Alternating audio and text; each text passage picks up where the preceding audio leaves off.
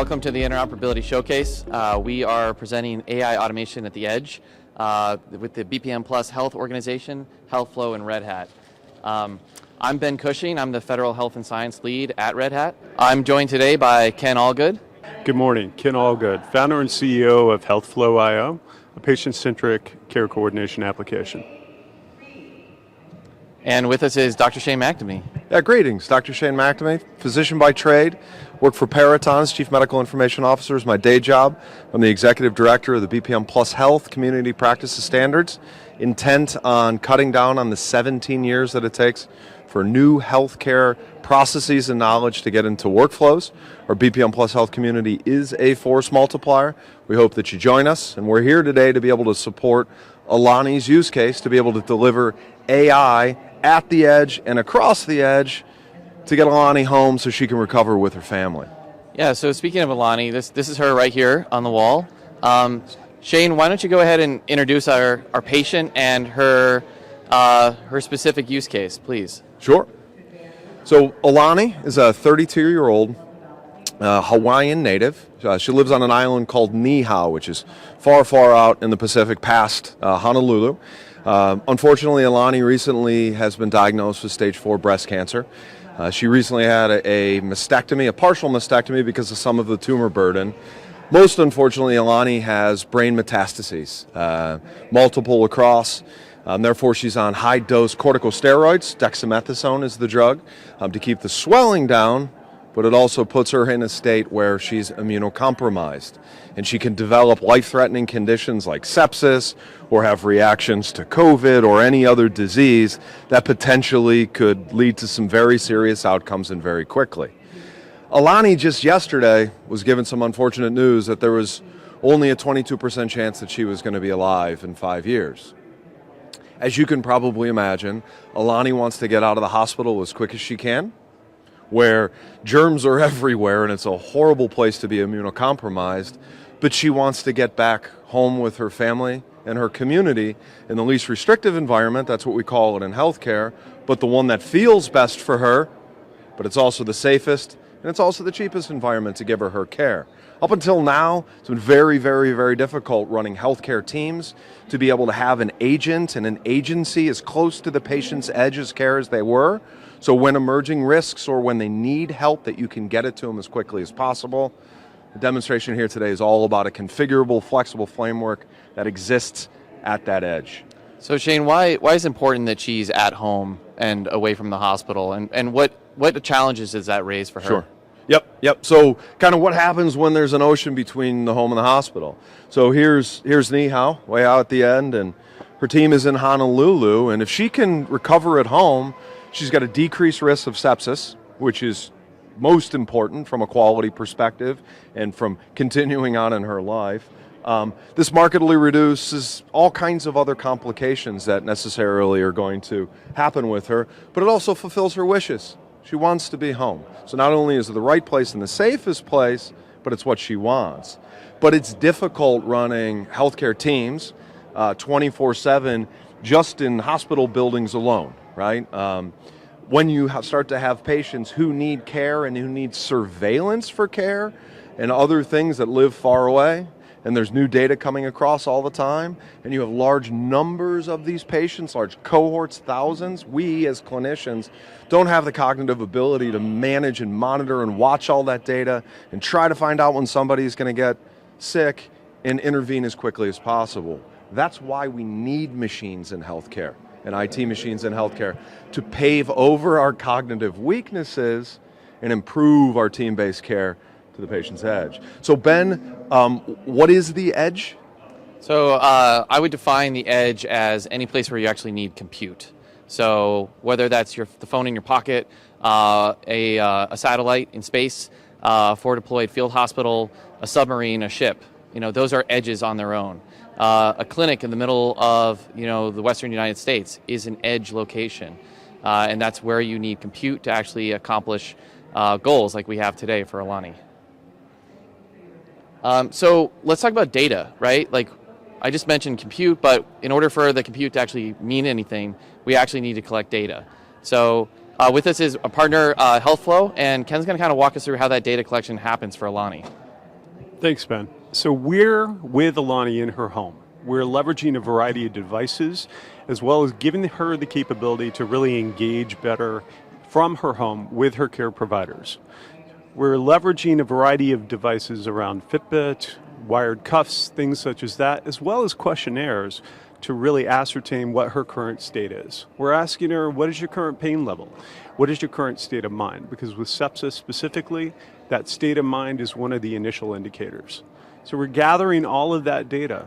We're automating processes behind the scenes that normally would be engaged on behalf of a clinical care team. So we're having her and her care team, her family, actually support her in taking these measures, gathering that information together, doing initial transformation to make it fully interoperable, and then we're passing all of that data sequentially onto the Fire server. We're writing that there so it can be used by the other machines within her care.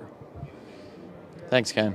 You're welcome. So you might be wondering why there's a large, loud jet engine sitting on the table here on this white cloth. This is actually an EL8000. It's a device made by HPE, and it represents an edge. This is where the actual compute can happen. And in fact, everything we're demonstrating today is actually on the box itself. So, this can exist on a helicopter, on a Humvee in the desert in a forward deployed field hospital. This is something that can be launched into space, right? That means we can bring the capabilities that we're talking about right now pretty much anywhere in the world without having to rely on cloud services. We all enjoy cloud services, they're fantastic, but they don't reach everywhere. And so this represents an edge that can take that elsewhere. Everything we're doing here can of course run on the cloud. There's no question about that. It's just that we've also taken the extra step of bringing it down to a much smaller form factor. Jane, you want to add anything to that? Yeah, so just jump in there really quickly. So again, as a healthcare team provider, we need help to be able to manage and monitor thousands of patients for different things that aren't in hospitals to keep them out of hospitals and other places. So we need supports for surveillance, cognitive surveillance across this. We need AI to be able to help us make decisions, but in our workflows, supporting us like any other knowledge artifact that exists out there. But more than anything, we need event-driven intelligent automation that flows patient towards beneficial outcomes and really drives outcomes as it is. So that's why I'm most excited about this box, and what has everything that you're seeing here can be deployed wherever, whenever, to drive a true care without boundaries approach for any patient's healthcare. Inside of the box, what you'll find are a variety of different, and one piece of it, BPM Plus Health, process and knowledge algorithms that are driving the processes off of the events that are being brought forward, orchestrating and choreographing best practices and best processes across all of the human and machine actors. We like to call these, as you see this one on the screen here, the first one that we're going to talk about that she's under surveillance is population health surveillance and mitigation. So how do you take a large group of people and a healthcare team, and how do you magnify their capabilities to do surveillance at the edge? So this is BPM Plus Health, at least the standard. Everything in here is being built on top of Fire API endpoints, which is important for full cycle standards-based interoperability. We call these beneficial patterns in our community, meaning something that you can use and reuse that is as simple, that hides complexity, but all machines across healthcare then can communicate through for Alani and others. The first piece of this you'll see a surveillance and an AI workflow associated with that, and then you'll see handoffs to clinical care teams and escalations as necessary to make sure that we close the loop as quickly as possible, because that's how you bend the cost curve in healthcare. So the second beneficial pattern we're going to talk through here just quickly is artificial intelligence as clinical decision support. So if you walk across HIMSS and across our industry now, it's AI everywhere, and everyone thinks that AI is wonderful and going to help in so many ways, but we know it's just a tool. It's just a piece of software that human beings have created, and the only way that it works well is if it works properly into the workflows in healthcare and can support and make things better rather than waiting for it to come and solve all of our problems. So this is a manner in which that we've built AI in, and if you look at the algorithm here, the first screen, the 3 boxes to the left, the green ones, are usually what doctors and nurses and everyone has to do all the time, which is constantly listen for new data on their patients. And in healthcare, most of the time you have to go out and find it. It's not event-driven and notifying you. Constantly listening for new patients, aggregating all this risk factor data once you have a new risk, and then standardizing and harmonizing and making machine readable. And then we take it out and we stick it into calculators in different ways and try to figure out what risk profiles are. And then we make a decision in terms of what we do, right? That's a base clinical decision making over and over and over again.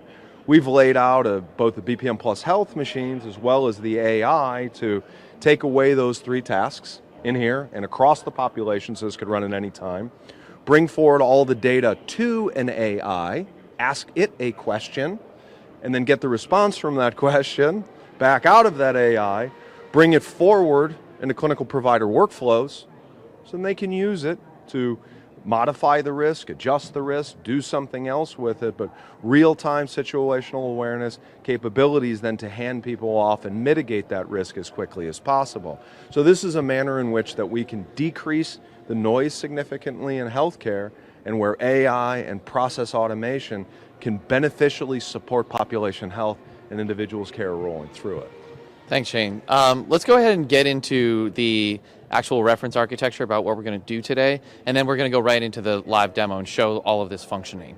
So Ken, why don't you step right over here? If you can you walk us through the actual data collection itself and how the HealthFlow server is aggregating this content? Certainly. So the HealthFlow application is a mobile application that Alani and her family have on their phone. That is automatically gathering data from devices that we have issued her when she was released from hospital care. Those devices are actually pushing data on a scheduled cycle, and for those devices which require a human to actually, like that arm pressure cuff, or rather blood pressure cuff, you got to put it on your arm. We remind Alani and her team that, hey, it's time to take your blood pressure. We do this 3 to 4 times a day. We're gathering all of these inputs as well as the questionnaire inputs that are delivered via the app, gathering that data together. We're aggregating it, we're transforming it, we're pulling data from the EHR, EMR as part of this initial piece as well, because we don't know if the care provider that's going to have to follow up on any issues that may arise, if they're actually going to have access to the full EHR record. So this enables us to actually go ahead and send everything which is cogent and actually suits the question at hand.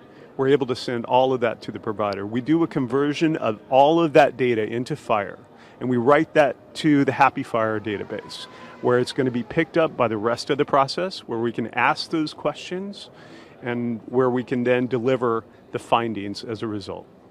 Thanks, Ken. So I'll pick it up here. So this Happy FHIR server here in the center is really the central point where all the data is actually getting collected. It acts as a handoff between the 2 different companies. So you could imagine any different number of systems that are actually using that as a central point. We have a technology here to the right of that called Debesium. That means it's a name for a product that actually does change data capture. And what that means is it's monitoring the database for any sort of update. So if any of this content is coming through from HealthFlow to that database, Debesium picks up that change and immediately raises a cloud event. Cloud events are a standard messaging type that will then get funneled through a Kafka topic. So it's actually an observation topic. Observations inside of FHIR are usually comprised of lab data and vital signs. This actual observation bundle is then going to be handed off to the machine learning model. And that's actually where the sepsis detection is going to happen. Okay, there's 44 data points that the sepsis model is actually looking for. In today's demonstration, we're actually really pivoting on 6 of them because that's generally what we expect to have in a home care setting. However, those 44 data points can be had inside a skilled nursing facility, from an inpatient ward, or any real facility where you have classic clinical care. The machine learning model will, of course, do its inferencing, and then it creates a risk assessment. and that risk assessment gets written back to the Happy Fire server. That risk assessment is pretty basic. It's a Boolean. It's a yay or nay on sepsis. And when it gets back to that server, Debezium again is listening for that update. And if it sees it, and then it is yay to sepsis, then it will produce another event, which is going to start a case. And I'm going to show that in a second. So I need everyone, if you're watching, please pay attention because this happens wicked fast. Right here, this is a UI we built specifically for this demonstration today, just to show everyone how this is functioning behind the scenes. I'm going to hit this button right here. When I do, HealthFlow is going to send Alani's data to the Fire server, kicking off this whole process. All right. So in that moment, with those few seconds, what happened was the data hit the Fire server, Debezium picked up that change, served the data to the ML model. The ML model then created a case, ultimately, from the risk assessment. I'm going to go ahead and show you that case. All right? Now, a couple of things. This workflow right here is actually code. This is a runtime that is in memory right now. And the first task here, primary doctor evaluates risk, starts because of this sepsis start point. We have an escalation point here in case the primary doctor does not get to the task in time. Currently we have it set, I think, at like a minute or so. And in 1 minute, this task will actually move on to the on-call doctor because that means the primary doctor didn't do their job on time. Or they might not be there. They might have left for the day. They also have the option to route the task to the on-call doctor, which would then bring it back down here anyways. Ultimately, what's happening is either doctor is making this decision is creating a risk level for probable, possible, or unlikely cause of sepsis. So I'm going to go ahead and give that a try. Oh, you know what? It already got rerouted to the on-call doctor. Yeah, so this is actually a happy thing to show. Check this out. So I was talking, I exceeded the 1 minute. It actually did escalate the task to the on-call doctor because I just took too long talking and explaining this. So right now, if I go back to the tasks, I'm going to find the on-call doctor evaluates the risk at this point. I'm going to go ahead and open that. All right, we're actually using the HealthFlow IO patient viewer for today. Now, obviously a care team could use this to evaluate the patient, but I would say most of the time the doctor would be making that decision inside the EMR or EHR. So this is acting as a facsimile to a lot of that. We have Alani Lee here represented. All of her encounters, her conditions, her procedures, her observations, and everything else like that. A doctor would be, creating a gestalt view of Alani's condition and deciding whether the detection of sepsis is actually viable or not. And if so, is going to go ahead and make that risk evaluation. Now, coming back to those options I mentioned before, we've got probable sepsis, possible sepsis, or unlikely. For today, I'm just going to go ahead and say it's probable sepsis. All right. Now, by doing that task immediately closed, and I'll actually show you what that looks like over here.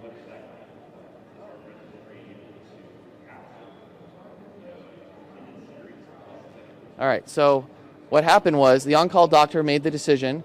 It got routed to the risk mitigation up here because probable possible diagnosis was made, and the risk mitigation process is currently active. If I had selected unlikely, it would have notified HealthFlow that that Alani's sepsis detection is not something that we move forward to clinically, and it would have closed this entire process down. Right now, we're sitting here at the risk mitigation sub-process, which is down here, and as soon as this completes, this whole process will shut down and clean up and off the box. I'm going to go down to the risk mitigation. We'll talk about this a little bit. This is also a closed loop process. We have a licensed provider that's going to determine the patient disposition. If they don't do it on time, it will also escalate to the on-call provider. They also have the option to incorporate the on-call provider in the decision-making process. And the whole point of this, again, is to make sure that no balls that are thrown up in the air get lost. We want to catch all of them. I'm going to go ahead and do that task right now. Do you want to add something, Shane? Yeah, just real quick there, talking at the top end of this, that we practice healthcare in teams. Healthcare is a team sport, right? We hate missing things and we hate missing critical things, but because we don't know they're happening, they happen all the time. So those beneficial patterns that Ben was showing there in terms of different escalation patterns, either by time or by choice or by role, is the choreography that's necessary for us to continually tighten the net around the most important things that need to get done to make sure that they don't get lost over time. So look at all of those as reusable patterns and configurable patterns to grow and manage across organizations and capabilities. Thanks, Shane. That makes a lot of sense. I'm going to go ahead and I've pulled up the task for the risk mitigation and the disposition. I'm going to go ahead and say we're going to transport the patient. In this case, Alani, again, is on the island of Niihau. So there's going to be a helicopter that's going to have to take off from that island. It's going to have to fly her to Honolulu. Keep in mind that as she's doing that, this is still running. This is still monitoring her as she's on the actual helicopter. So if there's other emergent conditions that we wanted to add to continue to monitor her, then we can continue that monitoring as she's in flight. So things like stroke, pulmonary embolism, heart attack, whatever it might be, these are all conditions that are very dangerous and have high value and can run just as easily on a machine like this. Another question that people have been asking is, what's how many patients might this box serve? I would say that the way we have this set up, thousands of patients could be under coverage from a machine like this. So if you think about that island of Niihau, that entire island could be running off of this single box at a clinic. I'm going to go ahead and select the transport patient. Okay. And what we see is that all the tasks are gone, right? I just closed out the last one. That means that entire process just shut down. However, we now have a record of that entire process. I'll go ahead and open that up for you. And we'll just run through what happened again, just for posterity. We have a start event of sepsis. We escalated to the on-call provider, who then did the evaluation, to selecting probable sepsis, which started a risk mitigation process. Inside the disposition here, we have the licensed provider, who then decided to arrange for a hospital transfer. When that occurred, a signal was sent over to Health Flow to inform the care team that monitors there. And they went ahead and closed out their process and will continue their monitoring. And then the patient's actually being arranged for patient transfer to Honolulu. Let's jump back over. Can we talk a little bit about the community that's making all this possible? Yeah, and I do. Yeah, we will. And I want to jump in and just kind of hammer a couple of points on what Ben just showed on the processes here. As a population health provider and scientist, there are two things here that are just groundbreaking for us in terms of healthcare delivery. One is that there's actually discrete endpoints, and we know what happened to every patient at the end of things, right? Medical care and healthcare right now is mostly open loop. We don't know what happens at the end of any process or thing, so it's very hard to improve it over time.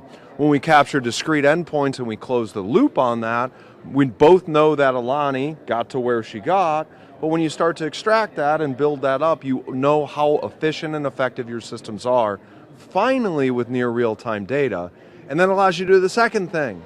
Because this is all written in a language that both humans and computers and machines understand, and you can deploy it in an agile fashion, you can continually change these things, redeploy them at the end of the day based upon the findings that you had, deploy them in an A/B setting to see what happens better. And those are actually the tools that we need in healthcare to build a learning health system. We need agility at the edge of knowledge and the ability to deliver best practices across all care to cut down on the 17 years that it takes your healthcare team to get the latest knowledge to treat you in your personal workflow as a patient. So for all the Alani Lees and for all the different use cases that we have, that there are people at the edge or beyond the edge, and they need an extension of healthcare teams and technology and the latest knowledge to build safety nets that recognize very quickly who's at risk and can de-escalate those risks very quickly. That's the way that we actually start delivering broad quality care and also highly equitable care across any population. So at the end of the day, We know this, that it takes a community to affect and sustain positive change. We would strongly recommend any of you join us at the BPM Plus Health community, where we're working on open standards and building towards a useful bit of knowledge and accelerators to start to take clinical practices and best practices across healthcare and a care without boundaries manner for Alani and for everyone else who needs healthcare out there. That's great. Thanks, Shane. Thank you, Ken. Thank you, Shane, for presenting today. Again, we're AI Automation at the Edge at the Interoperability Showcase. Hope everyone has a great day.